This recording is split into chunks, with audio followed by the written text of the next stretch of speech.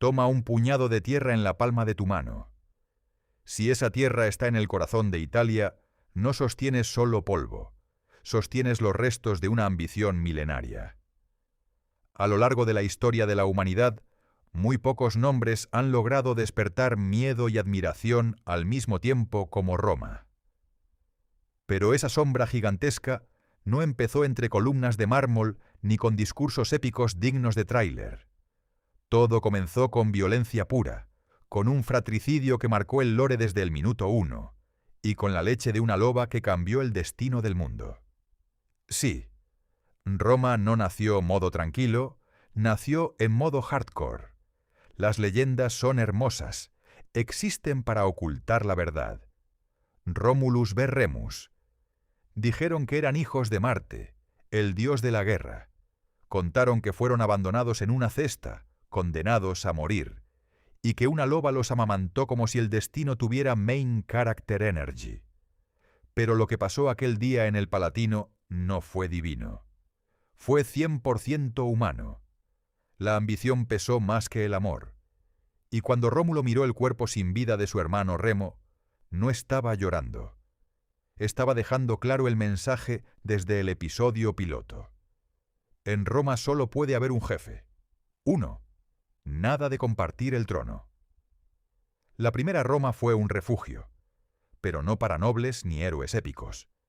Fue el escondite de los rechazados, de los exiliados, de los que no tenían nada que perder. Cuando Rómulo fundó la ciudad, sobrevivía secuestrando a las mujeres de las tribus vecinas, lo que hoy conocemos como el rapto de las Sabinas. Sí, fue brutal, cancelable en cualquier timeline moderno. Pero Roma no creció con modales. Roma creció con disciplina, con orden, con hierro. Los reyes llegaron y se fueron, pero el último, Tarquinio el soberbio, despertó el odio más profundo que puede sentir un romano, el desprecio por la arrogancia de un tirano. Cuando el pueblo lo expulsó de la ciudad, hicieron un juramento que sonó como un pacto irreversible. Nunca más un solo hombre tendrá poder absoluto sobre Roma.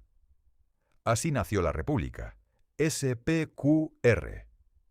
Senatus Populusque Romanus, el Senado y el pueblo romano.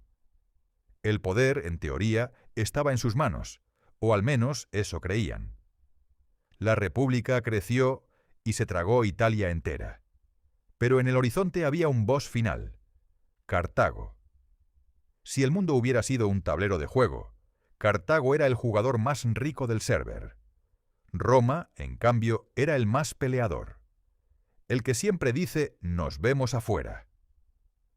En la primera guerra púnica, Roma aprendió a navegar literalmente sobre la marcha. Capturaron barcos cartagineses que encallaron, los desmontaron pieza por pieza y copiaron el modelo sin vergüenza alguna. Les añadieron unos ganchos llamados corbus y convirtieron la guerra naval en lo que mejor sabían hacer: combate cuerpo a cuerpo. Transformaron el mar en una carnicería terrestre. Meta cambiado, problema resuelto. Y luego estaba Aníbal, el verdadero villano legendario, pero con aura de genio incomprendido. Ese niño que juró ante su padre destruir Roma, cruzó los Alpes con elefantes de guerra, como si estuviera desbloqueando un logro imposible. Trebia, Trasimeno, Cannas. En cada batalla las legiones romanas se desintegraron frente a su mente estratégica. Roma no estaba perdiendo, estaba siendo humillada. No quedó una sola casa en la ciudad que no llorara a sus muertos. El colapso parecía inevitable. El game over estaba a una pantalla de distancia. Pero Roma tenía un glitch en el sistema, no sabía rendirse. Entonces apareció un joven comandante llamado Escipión, y básicamente dijo: si no podemos defender nuestra casa, quememos la suya. Llevó la guerra a África. Cambió el escenario. Forzó el enfrentamiento final. En la batalla de Zama, el águila derrotó al elefante. Cuando Cartago cayó, la respuesta de Roma fue despiadada. Incendiaron la ciudad, derribaron sus muros, y según la tradición, esparcieron sal sobre la tierra para que nada volviera a crecer. Desde entonces el Mediterráneo dejó de ser un mar cualquiera. Ahora era Mare Nostrum, nuestro mar. Pero toda victoria tiene un precio. La riqueza comenzó a fluir hacia Roma sin control. Y lo que el enemigo no logró desde afuera, el exceso empezó a hacerlo desde dentro. La corrupción, la ambición y el poder desmedido empezaban a pudrir la república desde sus cimientos. Año 49 a.C. Julio César tomó una decisión que rompía el sistema desde dentro. Cruzar el Rubicón, según las leyes romanas, era básicamente declararte traidor a la patria. Pero César no iba a esperar sentado, mientras el Senado intentaba borrarlo del mapa. Alea iacta est. Los dados están lanzados. Con ese paso, Roma cruzó una línea invisible. Ya no había vuelta atrás. Cuando César pasó del barro de la Galia al trono de mármol en Roma, la república no estaba agonizando. Ya estaba muerta, solo que nadie había apagado la luz todavía. El pueblo lo adoraba. Les daba grano, les daba espectáculos, pan y circo antes de que fuera meme histórico. Pero la aristocracia veía algo más peligroso. Un hombre acercándose demasiado a la corona. El 15 de marzo, los idus de marzo, ocurrió el asesinato más famoso de la historia. Bruto y los demás rodearon a César. Las dagas brillaron. La sangre cayó sobre el suelo del Senado. ¡Libertad!, gritaban. Pero lo que trajeron no fue libertad, fue caos en modo extremo. Entonces apareció Octavio, el hijo adoptivo, joven, frío, paciente. Tomó el legado de su tío y empezó la limpieza. Uno por uno, los traidores fueron cayendo. Cuando Marco Antonio y Cleopatra desaparecieron en la oscuridad de la historia, el tablero quedó vacío. Octavio ya no era solo un heredero, era Augusto, era el primer emperador. Comenzó la Pax Romana, el periodo de paz más largo que el mundo antiguo había visto. Orden, prosperidad, expansión. Pero bajo esa calma había una verdad incómoda. El poder ya no pertenecía al pueblo ni al Senado. Pertenecía a un solo hombre. Roma era dueña del mundo, pero los romanos ya no eran dueños de su propio destino. La era imperial fue el pico máximo del brillo, y también de la locura. Con Trajano, las fronteras llegaron hasta Mesopotamia. Roma estaba en modo expansión total, sin frenos. Con Adriano se levantaron muros gigantescos, como si el imperio intentara decir, hasta aquí llega el mundo civilizado.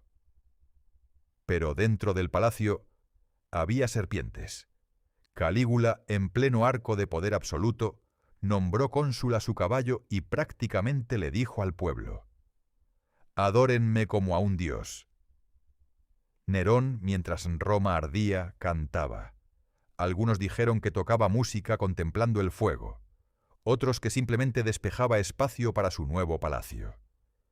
Sea cual sea la versión, la vibra era clara. El poder sin límites empieza a perder contacto con la realidad. Luego llegó Constantino, legalizó el cristianismo, cambió el eje del poder y movió la capital hacia el este, a Constantinopla. No fue solo un cambio geográfico, fue un cambio de alma. El imperio, enorme y pesado, se partió en dos. Occidente empezó a crujir bajo su propio peso. Corrupción, crisis económica, luchas internas. Las fronteras ya no las defendían legiones invencibles, sino acuerdos frágiles y sobornos a pueblos bárbaros, que hoy llamaríamos mercenarios con contrato temporal. Y entonces pasó lo inevitable. En el año 410, los visigodos entraron en Roma. La ciudad eterna fue saqueada, y el mundo antiguo sintió que el reloj se había detenido. En 476, el último emperador occidental dejó la corona. La llama de Roma se apagó en Occidente, pero en Oriente el imperio siguió viviendo como Bizancio durante casi 1000 años más. Roma no murió, solo cambió de forma. Porque Roma no es solo un lugar, es una idea. Y en cada piedra que pisas, en cada ley que estructuras tu mundo moderno, todavía queda el eco de aquella loba. El sabor de esa primera leche salvaje que dio origen a un imperio que se negó a desaparecer. Roma cayó como ciudad, se fragmentó como imperio, pero como idea se volvió inmortal. Aquella marcha que comenzó con un fratricidio, con sangre sobre la tierra del Palatino, hoy sostiene los cimientos de tu mundo, tus leyes, tus instituciones, incluso tu concepto de poder. Roma no es solo historia antigua, Roma somos nosotros. Es la ambición humana tallada en piedra.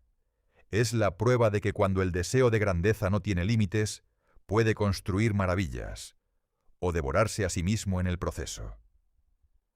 Ahora la pregunta incómoda. ¿Qué fue lo que realmente derribó a Roma? ¿Los enemigos de afuera o la ambición de adentro? Te leo en los comentarios. Y no olvides algo. La historia no solo habla del pasado, también está susurrando el futuro.